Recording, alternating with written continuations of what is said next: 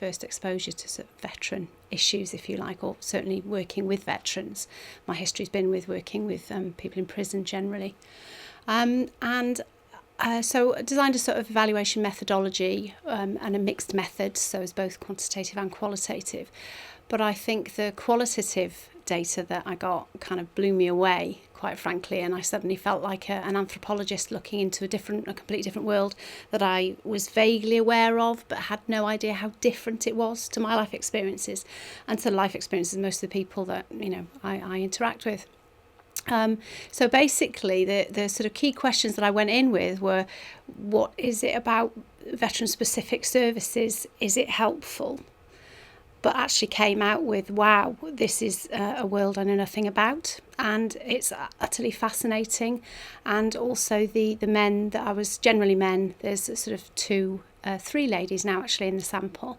Again, the nuances are there, but it was this whole idea of culture, a different sort of cultural life that was going on that I really wasn't aware of. So in terms of research questions, it began to be more, well, what is this about? What is the lived experience? So of course, being an age-old academic, I went and tried to read about it. Pardon me, and realised that there was absolutely nothing out there in terms of where are the voices of all these people that have had these really unique experiences.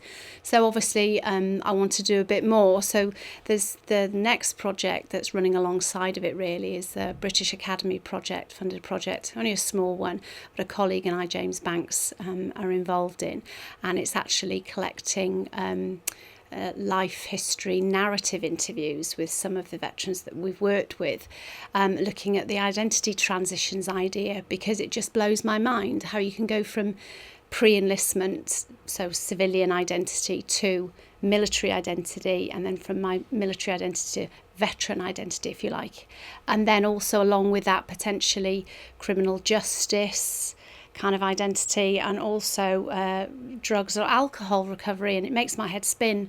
So I'm hoping that bit of the research will start teasing out in their own words how on earth they sort of negotiated all of that. So the identity scale I've created was based on work that's been done by sort of psychologists generally about addict and recovery identities.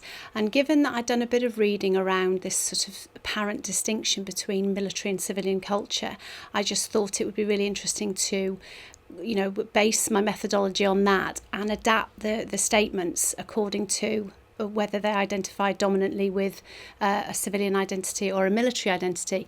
And the findings from that are really quite stunning, because despite the fact that the sample of veterans that I've worked with have been out, one of them's 40 odd years, and yet they still, having lived in post forces, they've lived in civilian society for 40 years, and yet they still predominantly associate with military identity. And for that to be so dominant, what is going on there? And on top of that, again, going back and reading around what's out there, I have to be honest and say I get a bit miffed, because it's like, well, get over it and get on with it and become a civilian. Well, why? It's such a big part of your life. Some of the people that are in my study were only in 2 or 3 years. How could it possibly have such a massive impact on the rest of your life if it's such a trite thing that you can just get over with and get on with? And if you view it more as a culture, and I have heard it used as a sort of more of an ethnic identity, and if you view it as that, then I don't actually think that we would be saying that to a lots of other groups within the population. And I do wonder, and this is a very personal view, but I do wonder if they weren't white, male and working class, whether they'd be taken a bit more seriously, to be honest. I think if I was going to come up with some key messages, there'd probably be 3. The first one, which I think is really important at the moment, is that there are agencies out there that need to understand the impacts of the military culture.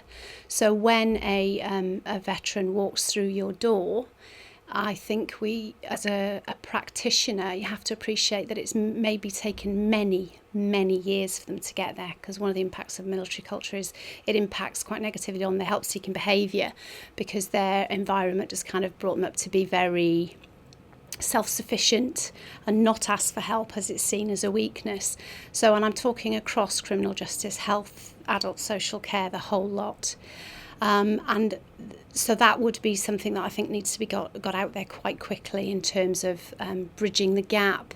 My findings are that my small sample of 25, but it fits in with combat stress, who've had an awful lot of veterans ringing their line and contacting their service, and it's about 13 years, which is a long time, and by then some of the issues have got really complex. My second key message is that I feel that they don't need to. Sorry. My second key message is, I would say, that the sort of social movement element of the work that I've been doing is being really interesting, because I think it's really important in terms of watching. I've had the honour of watching a group of veterans come through from very pre-recovery in some senses to actually stop drinking, and they're inspired by people just like themselves who have a military background, and they're thinking, well, if they can do it, so can I. They've had the same kind of life experiences as me,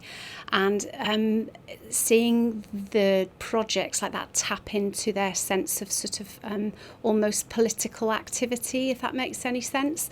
So this sense of generativity, or giving back, it's called, so helping the next generation, but also sort of inspiring and being able to support other people. So my second key sort of insight would be that actually they're an untapped resource in terms of how we have to remember that they come from a very sort of collective identity, where they in the forces they felt they were all working towards the same goal, helping each other out, great comradeship and sort of kinship ties, which they don't feel for one individual person. It's just, have you been in the forces or not? And I think that gives them a sense of hope and inspiration, not only for themselves, but to also bring along people with them. So that's been quite powerful, certainly for me on a personal level.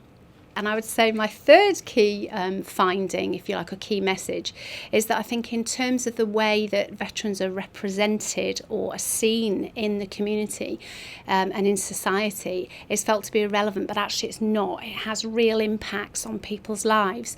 So the methods that we use in academia have to reflect the real world.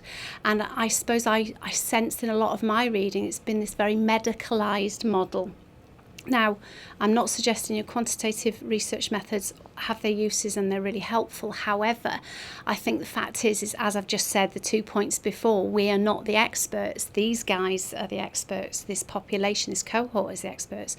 And where they want to go with it is up to them, but I think maybe our role is to help them understand the experiences they've been through, and therefore much more qualitative research methods I think are absolutely necessary, because it's a whole life perspective. So whether you want to call that life course criminology, life course sociology, but I think those techniques, given we need to understand before we can actually address anything. Surely you need to sort of describe, think about, but also empower. So I think that would be my third and final insight. I'm thinking that in terms of where the future goes, I think this is something that we can't just address in criminology or sociology alone. I think it's across the board in terms of multidisciplinary. I'm working with some of the research team that I work with is from the health and well-being background, and I do know that the health and social care sector are working quite hard to kind of ascertain what's going on. So what I'm talking about is across the whole of it. It's an interdisciplinary, I think it's an opportunity.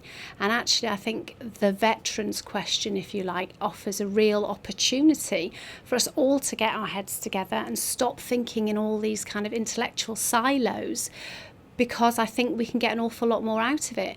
And, you know, the humanities and bringing art and creativity into it all is going to be really helpful.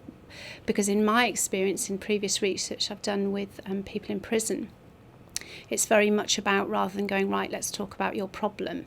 Whereas if you rock up and say, right, let's see how creative we can be, you're going to get an awful lot more out of the people you're working with.